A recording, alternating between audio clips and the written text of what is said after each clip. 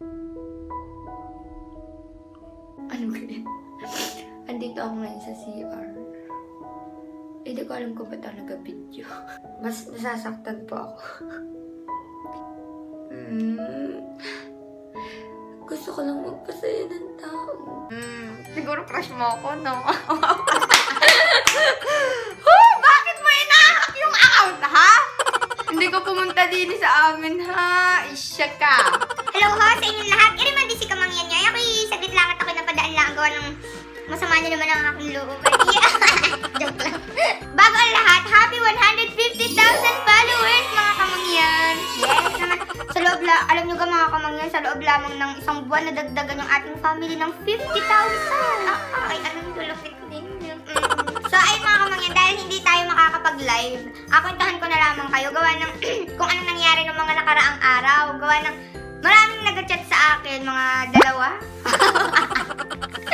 Hindi, may mga nag-chat, may mga nangangamusta, ganyan-ganyan. Bakit daw wala daw vlog, ang dalang na daw mag-upload, ganito, ganyan. So, alam niyo naman yung nangyari ho, na nahack yung account. So, akwento ko sa inyo kung ano yung mga nangyari bago ang sakuna. So, ayun na nga mga Kamangyan, October 31, di ka bagyuhan nun. Tapos, mag-aalauna ng hapon, nag-online ako para magtingin-tingin ng mga message sa Facebook page, sa Kamangyan Vlogs. Tapos, biglang, habang nagbabasa-basa ako, may umagaw sa akin ng atensyon. Yung square ang name niya, ganyan. Tapos, pag open ko, about English, ganto ganyan. Tapos, sabi, may nilabag daw kami na guideline. So, kailangan daw namin mag-submit ng appeal within 48 hours dahil kapag hindi daw kami nakapag-submit ng appeal, mawawala daw yung Facebook page namin forever. Eh, syempre, todo karagkag na talaga ako nang gawa ng mawawala yung Facebook page. Eh, di sayang din yun. Ay, di, dahil hindi man ako marunong mag-asikaso, magkuting-ting ng gayon. So, chinat ko agad si Kuya Bonjing. Sabi ko ay ayusin, ganto ganyan. Tapos inasikaso din naman agad ni Kuya. So after ilang minuto, nawalan na ako ng access doon sa Facebook page. Pagkalipas ulit ng mga siguro mga 2 to 3 minutes, nawalan naman ako ng access doon sa Facebook account ko mismo as in nag-session expired siya, ganto ganyan. Akala ko, pinalitan ni Kuya Bunjing yung Password, ganyan-ganyan. Tapos, bigla siya nag-chat kay Julina. Sabi, Neng, pakisabi kay ate mo, nahack yung account niya. Yung Facebook account niya at saka yung Facebook page niya. So ako, hindi man ako masyadong naniniwala. Gawa ng si Kuya Bonjing, mahilig yun na, ako'y takutin, pakabahin, ganto ganyan na. Inahintay ko na sabihin niya na prank lamang, ganyan. Ay, ilang minuto na ang nalipas, wala. Tapos sabi pa niya kay Julina, sabihin mo kay ate mo, mag-post gamit niya ang account mo. na nahack yung account nga ni. Ganto para alam daw ng mga Kamangyan. Para alam ho ninyo. Sabi ko, ayun na. Sabi ko, ala, totoo na talaga ito. Nahack talaga yung account ko. Tapos, tinawagan ko nun si Kuya. Tinawagan ako ni Kuya. Nag-video call kaming dalawa. Tapos yun, nag-iyak na ako noon. Totoo talagang nahack yung account ko. Ang OA. Tapos sabi pa nun ni Kuya ay, okay lang yan eh. Hindi lang daw sa akin yung nangyari, ganto ganyan. Tapos, gumawa na lamang daw kami ng panibagong account. Tapos, todo iyak-iyak na ako nun. Gusto nyo kong makita ako, may video man din. Pakita ko sa inyo. Pasok! Ano kaya? Andito ako ngayon sa CR. Hindi ko alam kung ba't ako nag-video. Pero, nahack yung ako.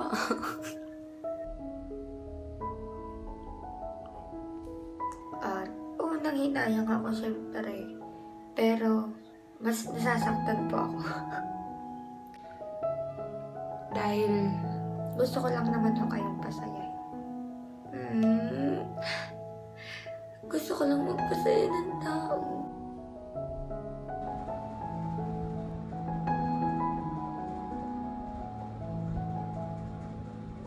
So, ayun na mga Kamangyan. Ngayon, medyo natatanggap-tanggap ko na. Dahil, pag naiisip ko kung akumpara ko naman yung problema ko sa problema ng iba, walang-wala yung problema ko. Baka sabihin nung nag-aagaw buhay dyan sa ospital, Kamangyan, yan na yung naiyak-iyak mo, yan na yung problema mo.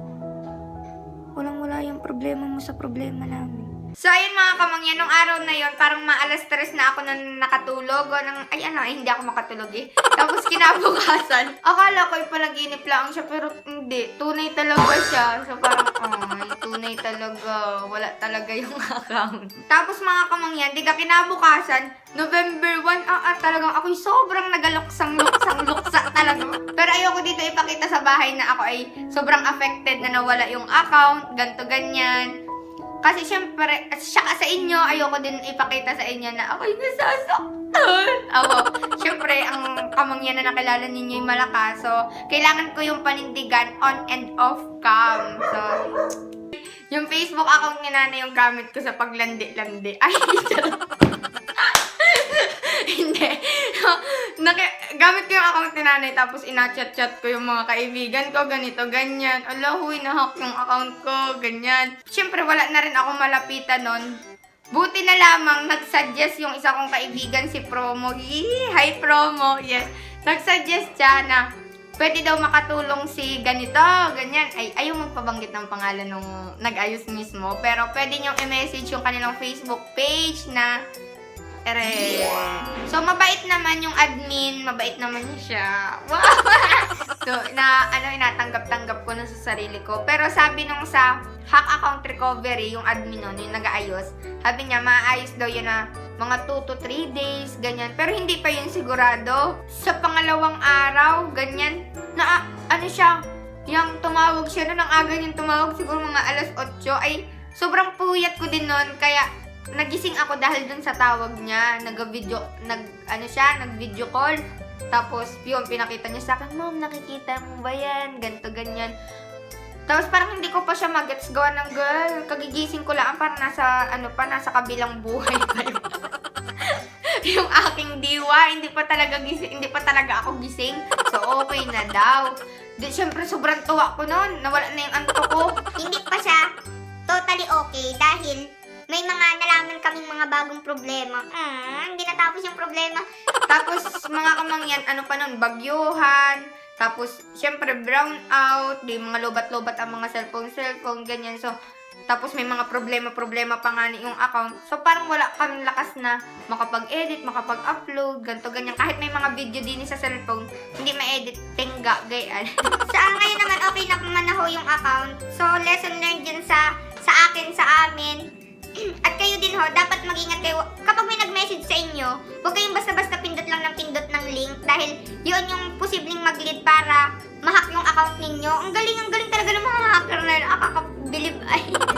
Ayun nga, nakilala ho namin yung hacker. Siguro crush mo ako, no? Bakit mo ina-hack yung account, ha? Hindi ko pumunta din sa amin, ha? Isya ka. So, ayun nga ho mga kamangyan. Alam niyo ho, yung natutunan ko dito, hindi lang yung basta ingatan yung account, ganto ganyan. Pero yung sa tunay na buhay, kapag may na-encounter tayo ng mga problema, yung sabi nga nila, trust the Lord with all your heart and He will solve all your problems. At legit talaga siya, mga kamangyan. Basta, magpakatatag lang kayo, trust the process, tapos mamalay na lang kayo pagising nyo kinabukasan. Ala, okay na pala ako, ganyan na. Wala na pala yung problema na iniiyakan nyo. Sana all. So, ayan ho, gusto ko pong magpasalamat sa lahat ng tumulong, kay Nakuya, kay Promo na nag-recommend tong sa hack account recovery, sa mga kaibigan ko na nagpalakas ng loob ko. Alam niyo na kung mga sino kayo, yes. At syempre, sa lahat ng mga kamangyan na mga nag-message, ganyan. At syempre kay Lord, siguro nasabi ni Lord na, kamangyan, kailangan ka pa ng tao. Marami ka pang mapapasaya, ganyan.